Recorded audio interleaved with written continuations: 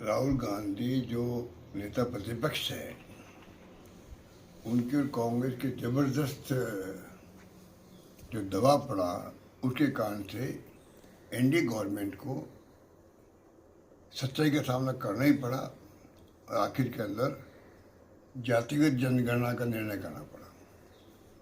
ये बहुत ही स्वागत योग्य निर्णय है, परंतु जैसे राहुल जी ने कहा कि दो बातें, एक तो टाइमलाइन मालूम पड़े कि कब तक हो जाएगा, कैसे होगा।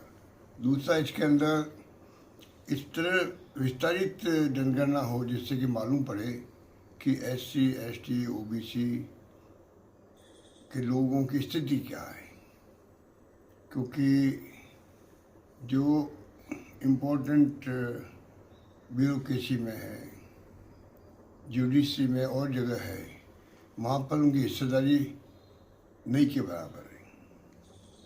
और दूसरी तरफ जो गिग वर्कर्स हैं, 90% लोग जो है उसमें आपको यही गरीब मिलेगा, मजदूर मिलेगा, इन तरह की जाति के लोग मिलेंगे, एससी, एसटी, ओबीसी के लोग मिलेंगे।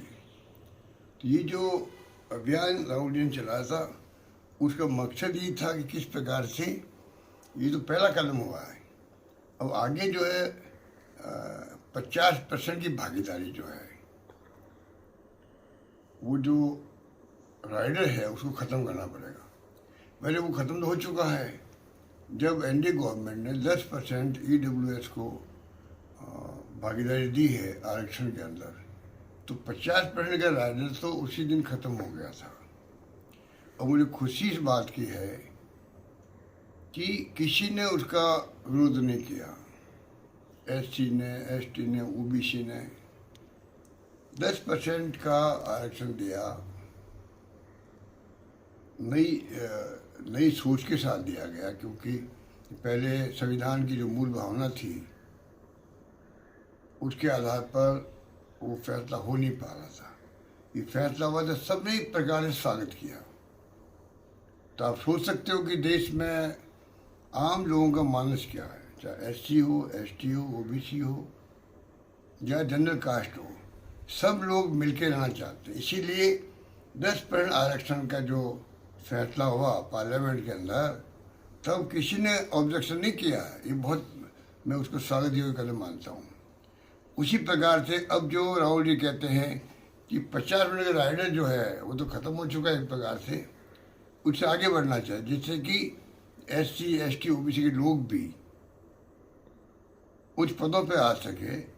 उनका हक बनता है। आज 70 साल की आज़ादी के बाद में अगर हम लोग 90% की आबादी को कुछ नहीं दे पा रहे हैं, कोई पदों पे नहीं आ रहे हैं, सत्ता में भागीदारी नहीं उन लोगों की, खाली आर्ट्स के माध्यम से उनको एमएलए एमपी बनते हैं, तो मेरा मानना है कि ये बहुत बड़ा राहुल जी का जो सोच था और जो दृढ़ निश्चय था, पार्लियामेंट के अंदर भी पार्लियामेंट के बाहर भी उन्होंने खुल के कहा कि मोदी जी आपको ये करना चाहिए और आप नहीं करेंगे फिर हम करेंगे, इतना उनका कॉन्फिडेंस था। उसकी जीत हुई है कल, मेरा मानना ये है। अब जो एक जनरल कास्ट या एडिट वर्ग कह दीजिए आप उनको, उनमें से लोग बैठे हुए सब पदों पर, तो मैं समझता हूँ कि अब लोगों को आशाएं जगेगी, गरीब को, दलित को, पिछड़ों को, ओबीसी के लोगों को। तो मेरा मानना है कि ये लोग जो है नए कॉन्फिडेंस से आगे आएंगे। शिक्षा के अंदर भी, विभिन्न क्षेत्रों के अंदर भी इनकी भागीदारी बढ़ेगी, तो आने वाले ज़माने के अंदर ये देश और मजबूत होगा। भारतवर्ष ये मजबूत होगा, एकजुट रहेगा और दुनिया की कोई ताकत जो है इसकी तरफ देख नहीं पाएगी। मेरा मानना है कि